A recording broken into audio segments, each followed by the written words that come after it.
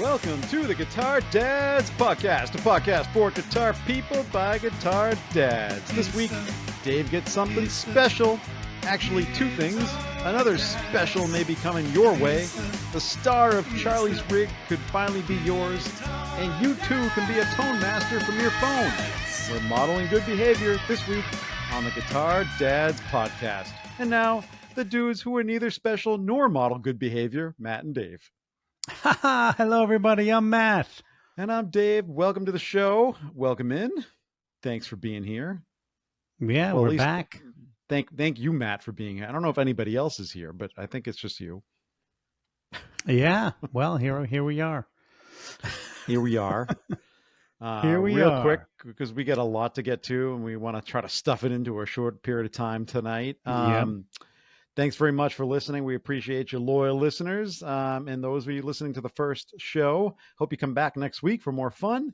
Check us out at Guitar Dads Podcast on Instagram, where you can see clips of the show and all that fun stuff and memes. And, come over to Facebook at Guitar Dads Podcast there and have some fun. And a special thank you to our patrons. If you want to support the show, go over to patreon.com/Guitar Dads Podcast. And we would greatly appreciate your support. And again, special thanks to our patrons who keep this thing going. All right. Yeah. Yeah, man. What do we got? There's so much going on here. You want to just jump right into it or what? We should notice that. We should say that, it was a Father's Day this past weekend. So this is going to come out the week after Father's Day, a few days after. So happy Father's Day to all the dads. It's like, it's a big holiday for the guitar dads. It is. It's a very big holiday for the guitar dads. We should have done something special, but we didn't. But we didn't. We're too busy for that stuff. So that's what it is.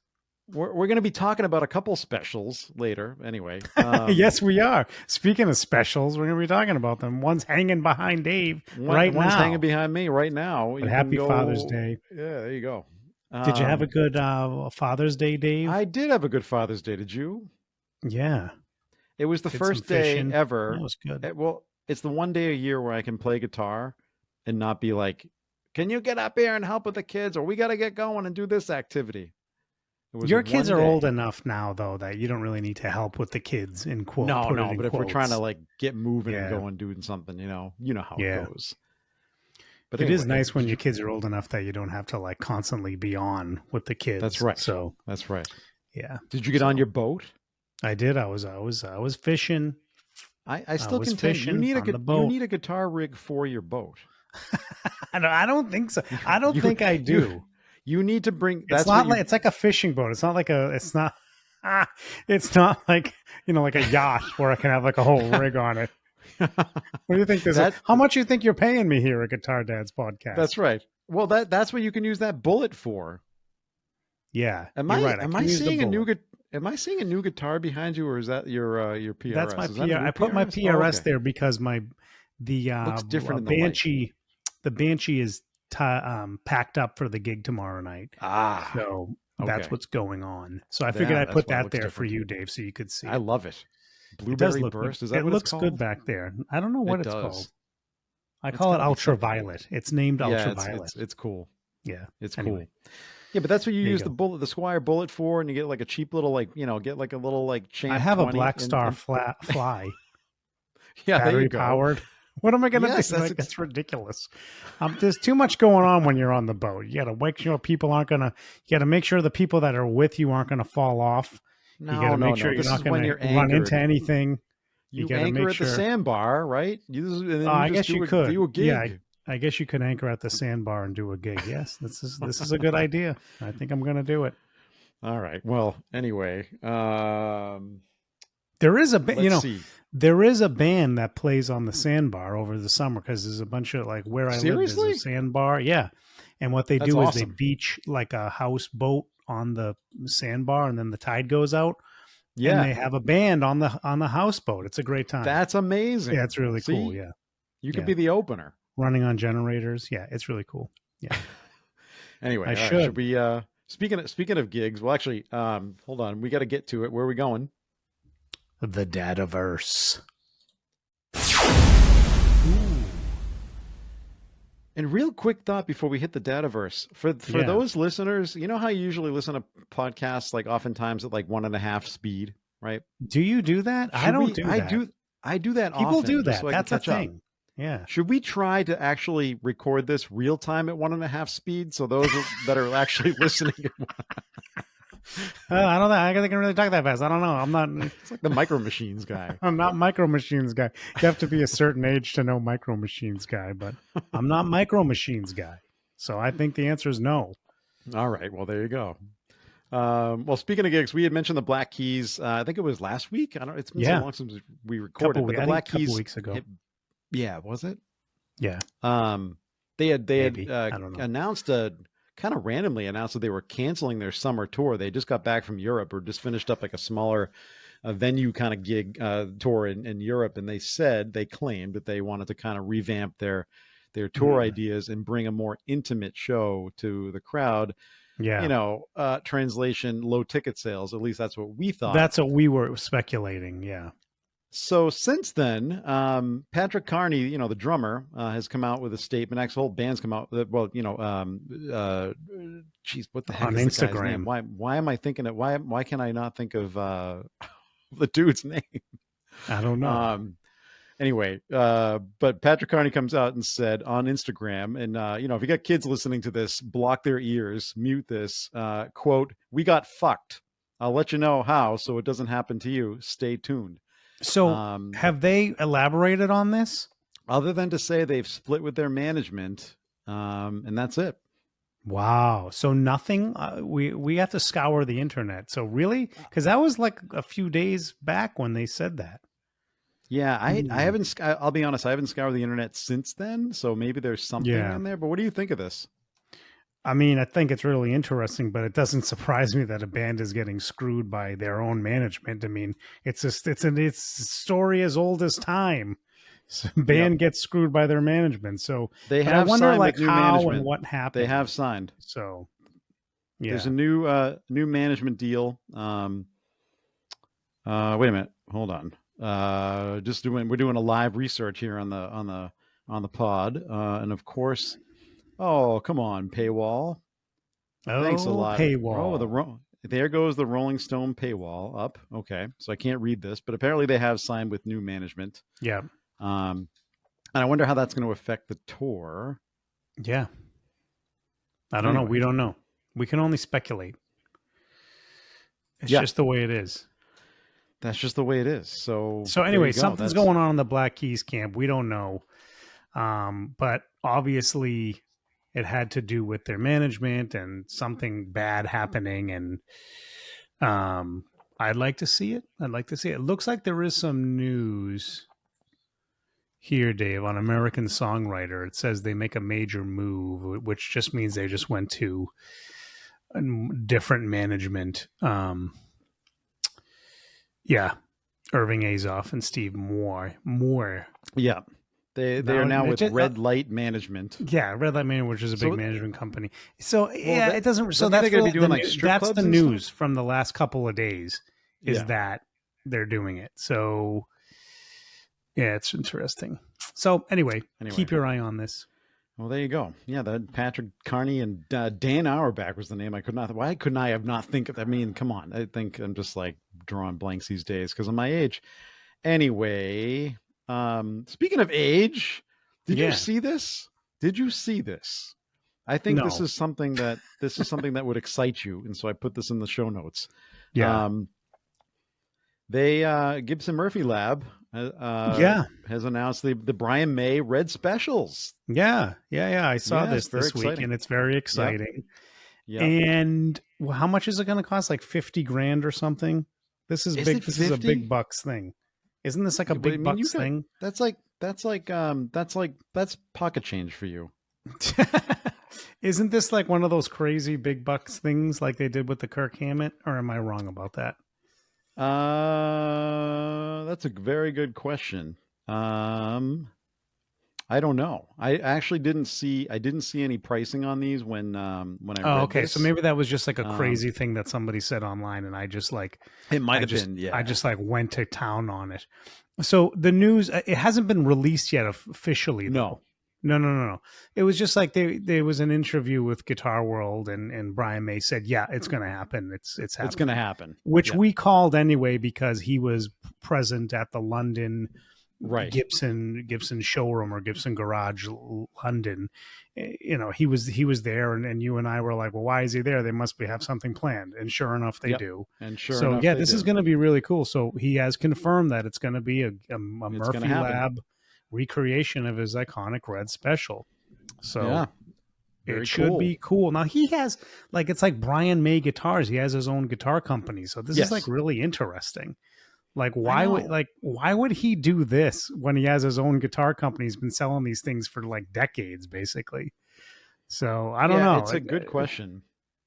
Yeah. It's a real. It's. I mean, I feel like, there's so many artist guitars coming out these days through, via Fender and Gibson and others, and it's like, I feel like this is kind of just the next in line kind of guitar that you would expect. There's especially like that's such an iconic guitar. And not a lot of people really I think a lot of Queen fans don't even realize that Yeah. he made I his don't own guitars. Yeah, well, I think if you're a massive Queen fan, you know If you're that, a massive and you're Queen, a guitar yes. player, you know about Brian May guitars. But I don't know that Brian May guitars are super high end. I just don't know that much about them at all. No, neither do I. If I wanted to buy a Brian May guitar, how much would it cost me right now? Like it's I like don't know. How much would it okay, cost you here it right is. now? Here it is. Musician's Friend, the first thing that popped up. It's $850. So You're late. A little late. so I don't $850. There we go. $850. So I don't know that, these are obviously overseas made for $850. So I don't know that there's been maybe I know like he did a little work with Guild and then another guitar company. Maybe they did some higher end replicas of the original, but this is obviously like a higher end replica that they're gonna do. So It's we'll not see. considered an overseas guitar if you live in the country where it's made. I guess that's true. And we have a bunch of listeners in Asia. Term. So Yeah. so for them it isn't overseas. So That's true. it's not really overseas at all. But but this is obviously an Asian made guitar. Not that there's anything wrong with that, but we just know. No. So this is what it is. So yeah, so it seems like that's what it is, and that's what the Brian May guitars are. I'm not just on a quick Google. I don't see like any super high end Brian May guitars, but that's kind of interesting. So anyway, maybe there is, and I don't know anything about it. And he already sells high end things for multi thousands of dollars. Maybe he does. I don't know. But this is going to be incredibly cool. Look, I'm on his website now. All I can see is the ones that cost about $900. So there you go. Yeah, I'm sure this thing is going to look super cool. So this is, it's a Murphy Lab. It's going to look cool. So to kind of answer my own question, yeah, he's doing this because it's going to be like a super high end replica of his guitar. So there you go. All right. Well, if you want to learn how to make things, guess what, Matt? Did you know that this episode of the Guitar Dads podcast is sponsored by Copper Sound Pedals? Oh, it is. A boutique pedal company building unique effects pedals by hand right here in Massachusetts. And today of all days, we are putting the spotlight on their DIY offerings, which include integrated solderless breadboards, or solderless, if you pronounce it that way. We got to be all inclusive. Solder. Breadboards, component substitution boxes, and more. And if you like to tinker or ever wondered about building effects circuits, you will want to check these things out. They are super cool, guys. If you like to build a circuit while learning from an industry giant, then you'll want to check out the Short Circuit series on the JHS show. Yes. Each week, Josh goes through aspects of beginner circuit design while using these DIY tools. So, guys, and guess what? There is even germanium. Germanium, sexy word, germanium. Germanium. As a bonus to our listeners, you're going to love this. You can get 10% off your order if you use the code DADS10 at checkout. So there you go. So this is really cool. Alex was on the show a few weeks back where he talked about the DIY series. Basically what it is, for those of you that don't know what the hell we're talking about, it's a breadboard thing. Well, there's other things too, but the main kind of offering is a breadboard, which is this kind of like circuit thing that you can build that you don't have to. It's a way that circuit designers can kind of play with stuff without like having to solder and resolder and take it apart and like get it into an enclosure. Like it's just like a wide open thing, and you can play with the different circuits. And what Copper Sound has done is just take this thing and make it so easy and put the inputs and outputs into it, so you don't have to like do all that stuff yourself. And then you just get down to it and play around with different circuits and stuff. It's really like, in the way that Alex described it when he was on the show, it's like Legos, you know. You can read through the directions and build a circuit. So it's pretty cool, and I would recommend it if you're somebody like, I think, Dave, if you're somebody who's curious about circuits and getting into this kind of pedal game, this is the thing to get. I don't think there's anything better to get as an intro into this. 100% right. I've been toying with the idea, and I think I do need to get one of these things just to see what it's all about, you know? Oh God. That's going to be interesting if you get one. It's going to be interesting. It's going to be interesting. He's going to have like Alex, he's going to like blow up Alex Stebbs. Like, what about this? I plugged this in here like you said, and it doesn't work. That's what it's going to happen. That's going to happen. Exactly what it's going to be. Gonna happen. All right, there you go, guys. Then thanks to Alex and the gang of Copper Sound for being a sponsor of this show. Hey Matt, did you let's go into this segment we haven't done for a little while, bands you should be listening to. I missed this one, you missed this one, and our good buddy Philip Carter of the 40 Watt podcast told us about this. Did you miss? I think you did miss this. Did I? Is it? So Seder Vaden, is that how? I hope I'm pronouncing the dude's name right. Seder Vaden. He's a member of the 400 unit. You know, Jason Isbell in the 400 unit. Yeah, which one is he? What does he play for the 400 unit? So he just put out He just put out an album, Dad Rock. And now but what does he do? Like, what does he play in the 400 unit? Like, what's his guitarist? Is he the guitarist that plays with them? Okay, all right. I didn't know. I think so. I'm not. I mean, I'm familiar. I know Jason Isbell's music, and I know about the 400 unit. I'm not familiar with I'm not familiar with who's who in the band. Seder Vaden. Wow, that's a hell of a name. Have you listened to this? Sadler Vaden is his name. Is it Sadler? Sadler Vaden. Sadler. Did I say Seder? What did I say? Yeah, you said Seder. I don't know why I said that. But his name's Sadler Vaden. Sadler. He's a guitarist. Sorry, Sadler. He's a member of the 400 units. He's a guitarist. So there you go. So I have not had a chance to listen to this. We'll definitely have to give this a listen. I did listen to little snippets of a couple songs before we record. And I liked what I heard. So, you know, it could be good, but this is kind of a cool shout out because, you know, it's like Matt said, we just passed Father's Day. We are dads. We are guitar dads. And this is Dad Rock. So we probably should mention this. So it's like Dad Rock inspired is what it is? Yes. Yeah, I guess so. So like, this is the discussion that we should probably have, which is like, what does Dad Rock mean? Like, what's the definition of Dad Rock? We did a whole episode on genres and what those mean. We did, but we haven't specifically addressed Dad Rock. Like, what's Dad Rock? Have we? Is it? That is a term that will change over time, right? Because it depends on it depends. You know, the age of the dad and what that dad was listening to back in the day. Because I think regardless of how old you are, if you're a dad of any age, if you're going to use the term Dad Rock, let's be honest, it's kind of like the music from your bygone era when you were like really like when you were a kid and you were listening to getting into music for the first time and that kind of thing, or like high school and college age. That's where I would probably start to define Dad Rock. I don't think it's certainly not like, you know, modern day music for the dad. Well, yeah. So it's mainly like classic rock type of stuff these days is what we would say. Yeah. But I don't know. I feel like Dad Rock probably these days, because we're dads and we're like, it's probably, you know, it's probably like grunge music is Dad Rock now. Yeah, because probably. like that's like so popular with people our age, right? Like Nirvana and the like and all that stuff. And the Yeah, Foos are the Foos dad rock now? The Foo, They I think the totally Foos are. could qualify. Yeah, probably Yeah, could be. Probably I could think be. they are. Yeah. So you think about that. There you go. There's a great reel that's going around Instagram or TikTok or whatever, and it's like sounds only dads can hear, and it's like dads like hanging out in the yard or playing with their kids. Have you seen this? And then No, I like have a not seen classic this. rock song comes on, and they just stop what they're doing.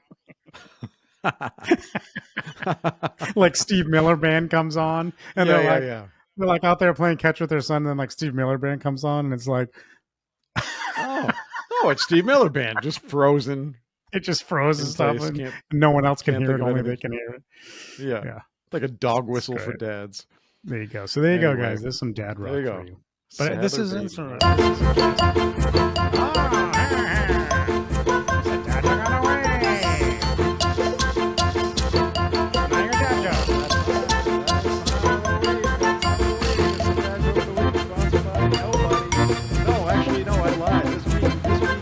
Sponsored by our loyal listener John Willis sent us a joke.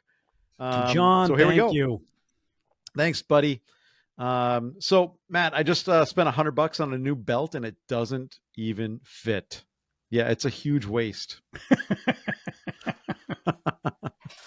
Ooh, I love it. It's a good one. That's a good one. That's a good one, man. There was thanks, John. That was a good one. Thanks, John. It is a huge waste. That was a great and it's a waste. So there you go. It's a huge waste. It's a huge waste. All right. Into listener mailbag this week. Tom Adelgren sent us another comment, and we appreciate you guys. Hey, every week we post on the group at Guitar Dads Podcast on Facebook, looking for your ideas. If you want to be kind of featured on the show with an idea, reply to that post and let us know. So Tom said, what favorite guitar color? This is kind of a thing we've kind of always casually talked about, but we never really directly talk about it. And I'll take it one step further. Do we tend to gravitate towards colors?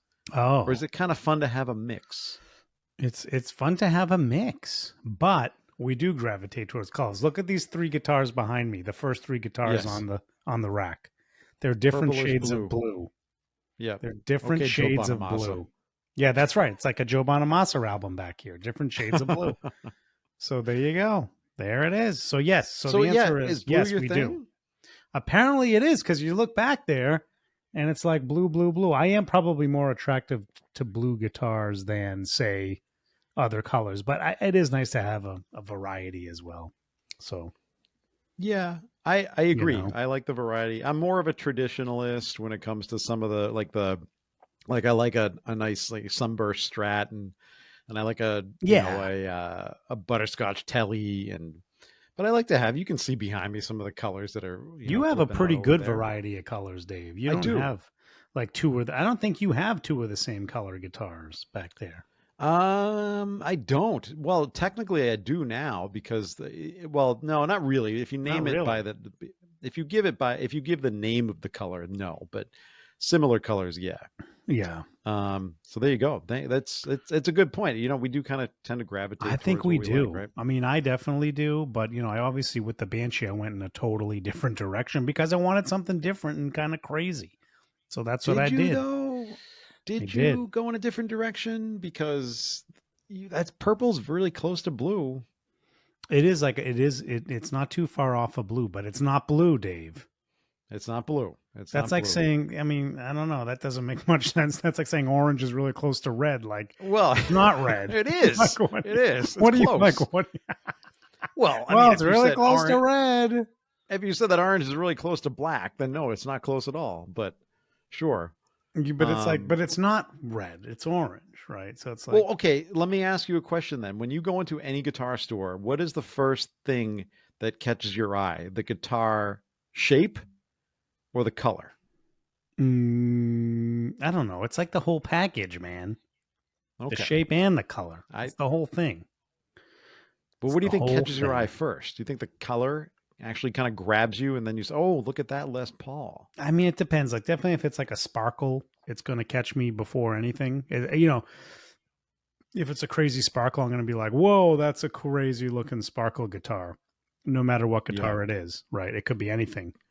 And I'd be like, well, that kind of catches my eye. But if it's like, something normal, then no. Like if it's a regular color that you see around a lot, like I probably wouldn't get all that excited. I'd be more focused on the guitar and the shape and all that. Unless it was a beautiful top, and then then it would catch that's your eye true. for sure. Really nice tops kind of stand out. So I guess color alone, it has to be just more than just color alone to grab me. So, but there are some colors that I love. Like I really love the Pelham blue. I think that's a great color. So I am like instantly more attracted to Pelham blue guitars than I am other guitars, right? So that's true. So that does there's certain colors that stand out to me. That's for sure.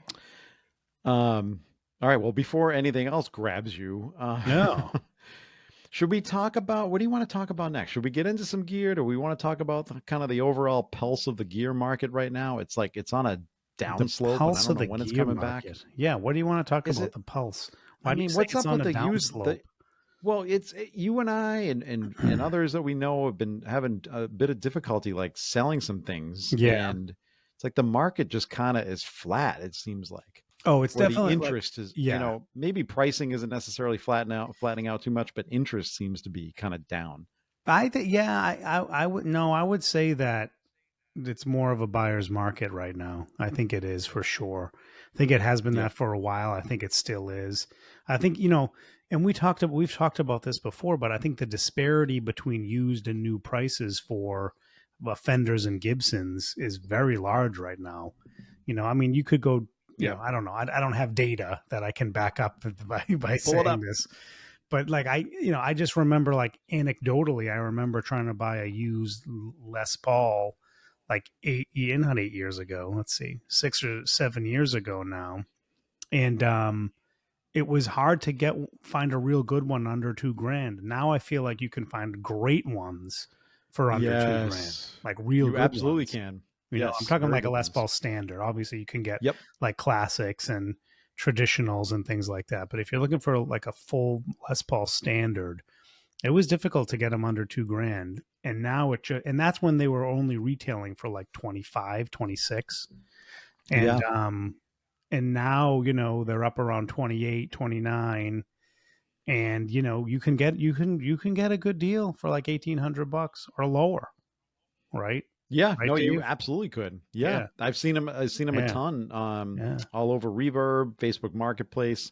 You can get some really nice, if you're talking just standards alone, you can get some really nice guitars for sub 2K for sure. Yeah. So that's interesting. And Strats have always been, I just sold my Strat, and Strats have always been, there's always a ton of them. So the used market is always going to be like that. Disparity, I think, was always a little bit higher between a used, American Strat and a new American Strat, but they kind of jacked up the prices on the American Strats, and the used prices didn't really come up for that. Like a new American Pro 2 Strat is like $1,700 now, isn't it? I think that's about right. Yeah, and 17, 18. You can buy one used for $1,000 all day. Yep. So yeah, it's interesting. Or lower. It's gonna be or lower. So So that's it's going to be interesting to see what happens to the market going forward, and is it ever going to make? I'm sure it's going to come back, but it's just right now. I think there's. I don't know. Is it going to actually? The Fender American Pro 2 is $1,800 right now. $1,800, yeah, which is crazy because I bought mine new for like $1,350 or something, only like 4 years ago. So yeah, it came up fast. Yeah. So, I mean, I guess the used market has come up a little bit with the inflation, but just not as much as you'd think it would. So, yeah, it's interesting. So, I don't know. I do think it's a buyer's market. I think it's the time. If you're out there, if you want a new guitar, buy a used one, unless you're like hell bent on a new one. I don't know why you would necessarily be. Some people are, though. I get it. Well, you could be hell bent for leather too, if you're a big Judas Priest fan. So. Yeah, that's true. You could be. Anyway, yeah, it's exciting. Whoa, geez. All right. Well, I think that means we should move on to some gear. Jeez, that was loud. Dave has slammed the door on that topic. Yikes. No, I was just Truth be told, we have a business call to make in a little bit, so we're trying to get this episode. That's why You're, I made the joke about the 1.5 speed. you're getting a shorter episode tonight. Sorry, That's all guys. right. You don't have to listen to us all that long. It's fine. Yeah. Yeah. You probably don't want to anyway. Yeah, I it's mean, fine. listen, we know you guys listen to the first 5 minutes and then you're done. So This will be done before you get to work on your commute. yes. Yeah, depending on where you commute from Yeah. and to. Well, for like normal commutes. Yeah. Anyway, but Dave, you have a special new gear to talk about. No pun intended. Yeah. Okay. Or So you pun want to go? intended. You want to go there? You want to go to that first? Yeah, I think we should go to that first.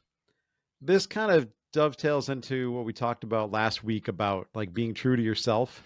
And I happen to be I went to Guitar Center looking for that the EVH SA126. Nice. And the second I saw it, we posted the picture of it and everything on Instagram. I was not that impressed. I was blown away when I first saw the release of this, and I wanted one desperately. And then I saw it in person, picked it up, and I was not that convinced. But what did catch my eye was a nice Les Paul Special in TV yellow, and this thing is gorgeous. And I said to myself, I have to have it, and I did. So tell us about it. That's kind of true to me, right? Like I have a P90 guitar, and it's the tribute that I own. That I'm actually going to be the tribute, selling. which I sold mine. I don't love them, but anyway. Yeah, I like mine. I do, but this. I mean, they're nice. Love the neck. They're nice. Yeah, the neck's this thing's got a nice beefy neck. You played it. It's it's just got a nice feel to it, especially sitting down. Yep. Sorry to interrupt you. Keep going. Go ahead. I was just going to say. I have a real aversion to Les Pauls without a bound neck. Without the bound neck, I know. Why do I? I don't know. It's weird. I think you just like the present, and I agree with you. I like that presentation of it, just the look of it. Never mind like everything else, but I think it feels a little bit different with the binding on the neck too, and it's like the feel, and that it does. When I pick up a Les Paul, that's what I expect, and when it doesn't have it, it just kind of ruins it for me. But yours has binding on it, I know, doesn't it? It does. Yeah. It's so classy. Yeah, it's nice, and you can see the I love the color. It's the TV. Yeah, this is a little bit of a different like. It's not like that stark TV yellow. It's just like what's the word I'm looking for? Like you can actually see some of the grain of the wood. It's really nice. It's really not nice, as man. like it's a nice guitar. I love the way it plays. Yeah, I played it. I happened to be there. Yeah, I was able to play. So there you go. I mean, I might have had a few margaritas ahead of time before playing it. You had a few. You had a few, as did I. But that's all right. So maybe. I mean, but that's true to myself and true to you. Like we're just big Gibson fans, and that's the kind of guitar we like to play. Yeah, right. So it's true. Yeah, but anyway. It's true, man. I mean, but now my new favorite guitar is the Banshee. So there's that. So which I guess is Gibson inspired. That does look pretty good. It's Gibson. It is Gibson inspired. And I played it. It had its first gig on Friday night, and it performed flawlessly. And it was a big hit. Everybody loved it. And so, you got to post some videos of that performance. I will with that thing. I will, and it's going to come out tomorrow night in the 90-degree heat. We'll see how it holds up. Oh boy, it's going to melt. The sparkle's just going to melt to the ground. We'll see. I don't know. We'll see. I got a big gig tomorrow night in the 90-degree heat. We'll see. That's brutal. All you people in the South are like, what are you talking about? That's like every day for us. Every outdoor gig I play is 95 degrees. So anyway, well, as we kind of near time, speaking of Gibson, Gibson big has news. Announced the launch of the Charlie Star Les Paul Jr. Yes, this is cool. I may actually have to return my special and get one of these things. Seriously, talk about this is a very vibey, cool guitar. So it's a replica of his of his what his year? 56. His 56. His 56 junior. Yep. Single P90 in the bridge. And anybody that knows Blackberry Smoke and Charlie Star knows that he's a huge Junior fan. He's like, I mean, there's some nights, we've seen him a number of times, and there's some nights where he's just like, he just lays into that thing as his number one, So, oh yeah. I don't know what he's doing these days, but this thing is a super cool guitar. Oh yeah, and the fact that, have you taken a look at this thing? Oh Are yeah, you gonna buy one? I mean, here's the thing with it. It's not crazy expensive for being custom shop limited. It is custom shop, is it not? Or is it just I don't know if it's going to be Gibson made from the custom shop. USA? I think it's a Gibson USA. Okay. That's a good, you know what? Yeah, I think it's a Gibson USA. I don't believe it doesn't say Gibson Custom Shop or Murphy Lab or any of that. No. No. But anyway, it's still a limited edition. Yes. And it's only like what, $2,000. They're only gonna make 250 units of each. Of the there's two finishes that you can get. You can get a what are they calling it?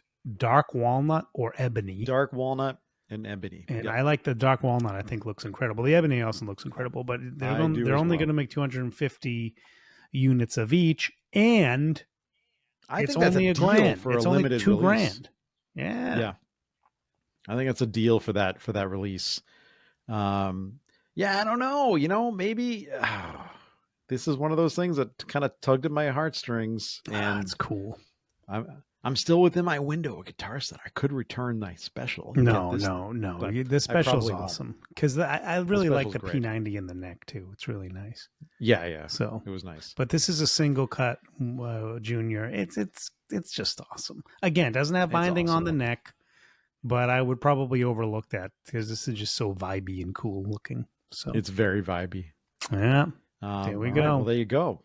We're wrapping up on time. We just want to thank the listeners. Thank you for listening each and every week. And if you were new, please come back and listen next week. We hope you give us some good content. And of course, thank you to our patrons for supporting the show. And where you can do that is go over to patreon.com/Guitar Dads Podcast. Multitude of tiers if you want to help support the show. And with one of the tiers, you get extra content every single week. Yeah. So there you go. Did I miss anything? I think that's it. Is weird. Like recording on a Monday is just It's weird. This is a weird thing for us, and we're kind of discombobulated. But I think it's a good episode we just gave you. But if not, you tell us in the comments. Yep, comment and go check us out at Guitar Dads Podcast on Instagram and Facebook. Come join the group.